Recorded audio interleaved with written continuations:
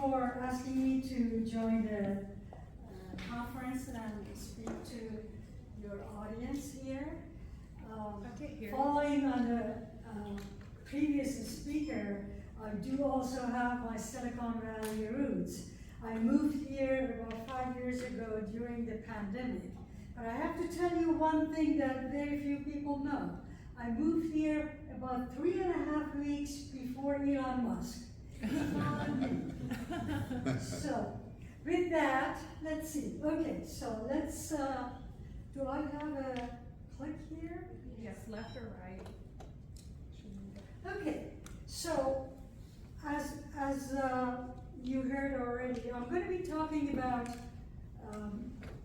how AI is going to be transforming agriculture and the food system along the entire value chain. And right now, as I've been in, my career has entirely been involved in food and agriculture. From when I was an academic and doing research and teaching there, to now that I'm in venture.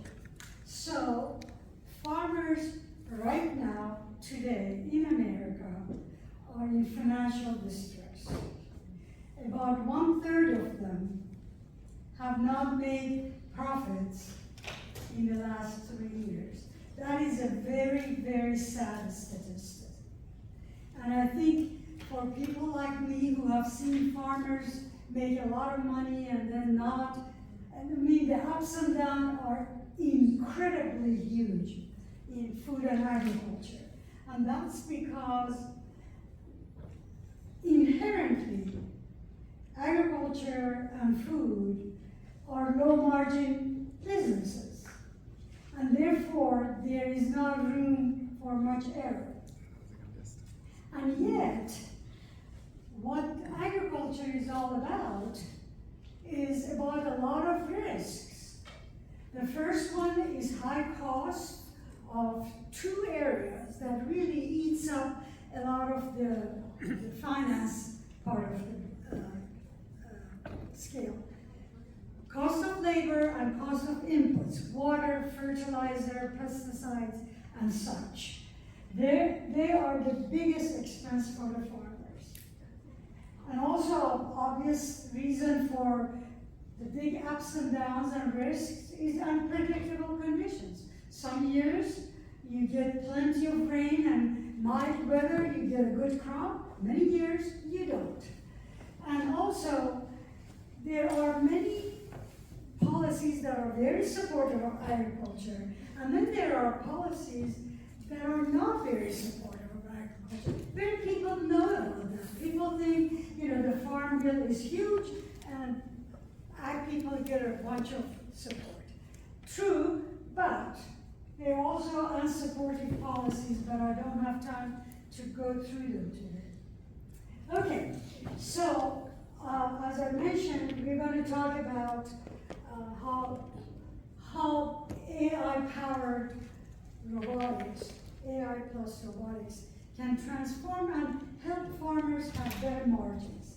Well, and I'm going to sort of quickly give you examples of the upstream, which is before farm gate, and downstreams after the farm gate. All the way from farm management and breeding and making resilient varieties to logistics to transport and storage, post-harvest and pre-harvest, and preparing, packaging, and all the way down to groceries, cooking, delivery. And obviously I wouldn't have time to explain everything. I will just quickly go through some slides. So you may want to know, what do we know about cost saving if in fact robotics and AI are used properly in agriculture? So depending on what piece of the value chain we are looking at, and also depending on whether you're doing one thing that is AI-based or more than one thing, like let's say you're harvesting with robotics, and also robots are transport your package let's say strawberries, are moved by an autonomous truck. So depending on how you're using it and where you're using it and what piece of the value chain, you could have saving of up to 80% and as high as 40%, between 40 to 85%. That's pretty significant, actually. If you think about the low margin, if you can get this kind of increase in saving, spending less money, that becomes a meaningful increase in your margins.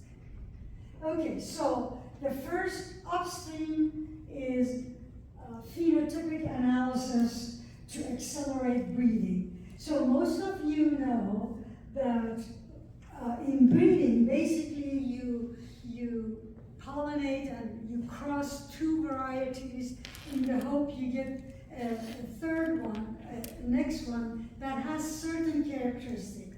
Genotyping is already highly AI-powered, very rapid analysis and all of that. It's become commoditized. So we're past that. But what genotyping does, what genetics tells you, is what could happen. Phenotyping actually would tell you what will happen.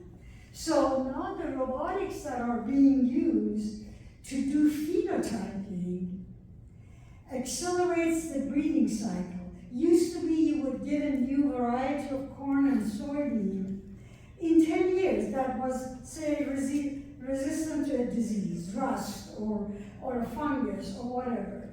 So that 10 years, with doing this kind of phenotyping, can be reduced to 2-3 years.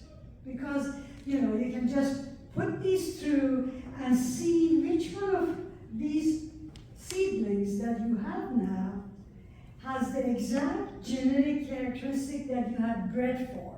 So that's an amazing piece of contribution already. Oh, by the way, some of the things that I'm going to show you that are being done already, some are in the beta phase, and some are a little bit less than beta, in prototype, let's say. So here's another example. What if a farmer could use 98% less nitrogen fertilizer?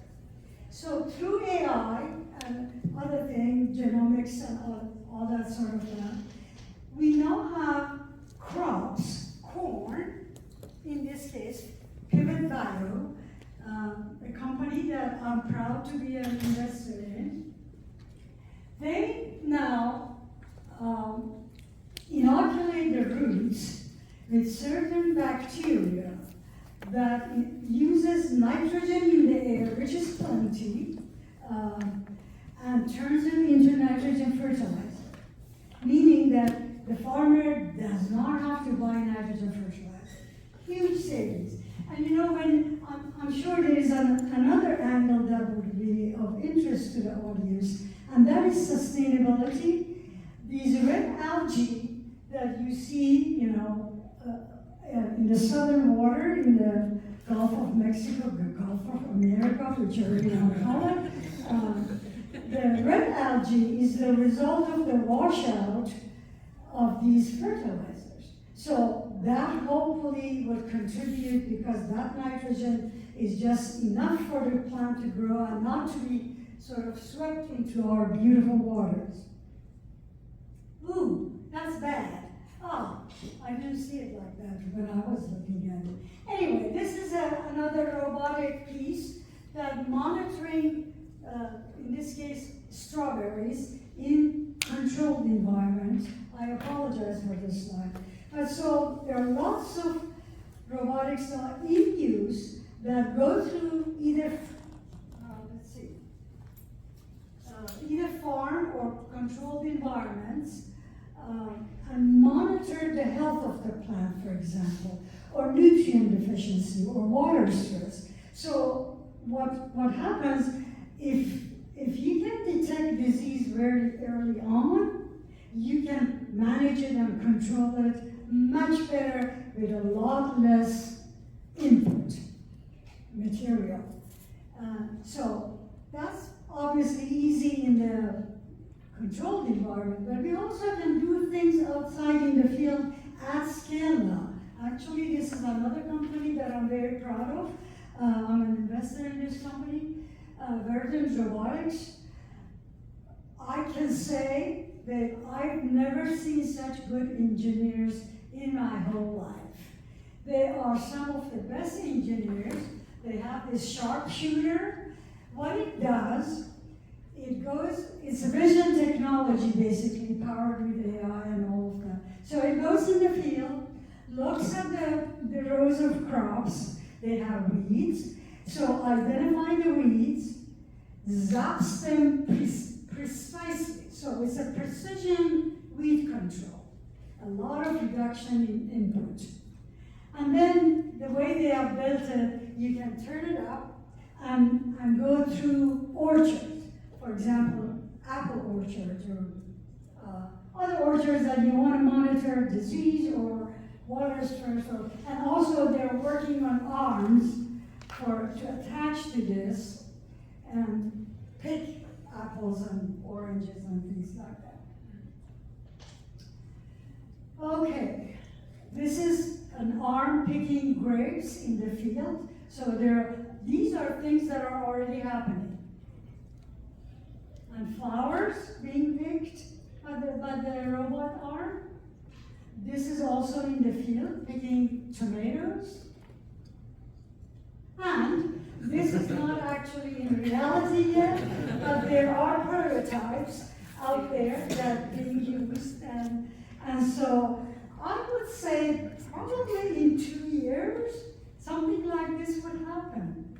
That you would have maybe not an entire human body, but some sort of a structure that would go and pick up the bucket and bring it to the truck. And of course, packaging and this sort of thing is very commonly automated. And then the next step is transport, autonomous driving. By the way, those tractors that I showed you with Verdant technology is also put on an autonomous tractor. So it could run 24/7. It doesn't take sick leave or anything like that. Works day and night. So same thing with these. The truck driver is not there to be tired and needing food and sleep. All right, so then you go to downstream, which is cooking and preparation. This is an easy task. So that's a simple arm, very easy task. But we have got to a point where we are pretty sophisticated. Mali is not a new server in I think they have tested it in 1 or 2 restaurants, and it works. It's not as pleasant as having a nice person come and talk with you, but here we are. We have Mali. And of course, there are all kinds of robotics in the animal industry, animal husbandry. So, with that, thank you so much.